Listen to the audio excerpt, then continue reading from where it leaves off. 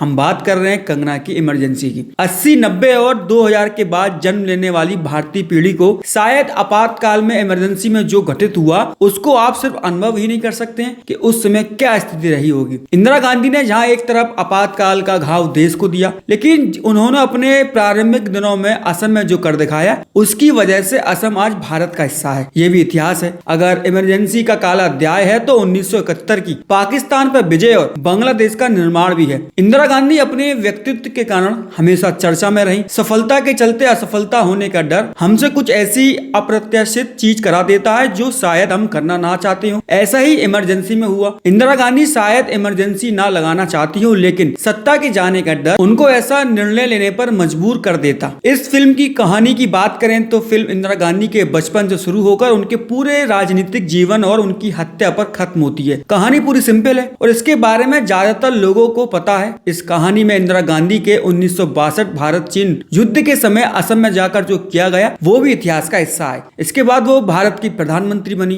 और 1971 में उन्होंने जो कर दिखाया उसे करना वाकई असंभव है। इस विजय में जिसमें पाकिस्तानी सेना के 90,000 सैनिकों को भारतीय सेना के सामने सरेंडर करना इतिहास में भारतीय प्रधानमंत्री इंदिरा गांधी और भारतीय सेना के कौशल और पराक्रम को इतिहास के स्वर्ण अक्षरों में दर्ज कराता है। इसी के साथ उनके द्वारा लाहौर समझौता किया जाना देश के विपक्ष को रास नहीं आता। इतनी बड़ी जीत के बाद जिसमें हम पीओके वापस ले सकते थे, लेकिन क्यों नहीं लिया गया। इसके बाद देश का आपातकाल दिखाया जाता है। उसमें किस तरह प्रेस को बंद कर दिया गया था। अखबार वही चल सकते थे जो सरकार की अनुमति से चलते थे। वही कितने लाख लोगों की नसबंदी करा दी गई। इसके बाद इंदिरा गांधी आपातकाल हटाती हैं और इंदिरा गांधी खुद चुनाव हार जाती हैं। विपक्ष की मिलीजुली सरकार बनती है और ज्यादा दिन तक चल नहीं पाती। इसके बाद इंदिरा गांधी दोबारा से भारत की प्रधानमंत्री बनती हैं और इसी दौर में 1980 में पंजाब में आतंकवाद शुरू हो जाता है और आतंकवादी मंदिर का सहारा लेकर अलगाववाद को बढ़ावा देने लगते हैं।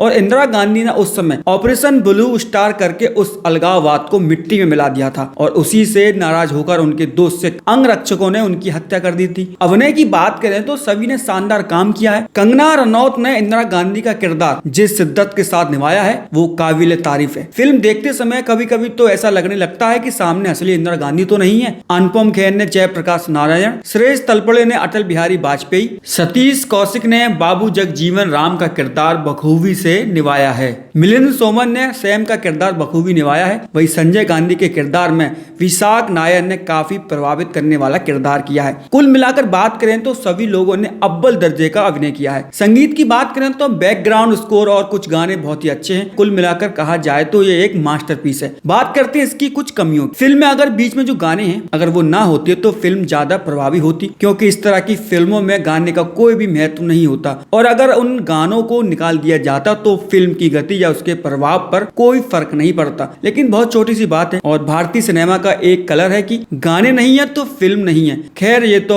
निर्माता को सोचना पड़ेगा फिल्म क्यों देखें। आज के युवाओं को भारत की राजनीति में घटित सबसे कलंकित घटना को जानना और उसके घाव को महसूस करने की हमेशा से आवश्यकता थी और रहेगी, क्योंकि जब तक आप इमरजेंसी के काले दिनों को नहीं जानेंगे तब तक आप यह नहीं जान पाएंगे कि आज आप जिस तरह स्वतंत्रता से भारतीय समाज में रह रहे हैं उस स्वतंत्रता की कितनी कीमत है, कितनी अमूल्य है वो स्वतंत्रता। कैसा लगा ये रिव्यू हमें कमेंट करके जरूर बताइए और देखते रहें सिनेमा 70 FM।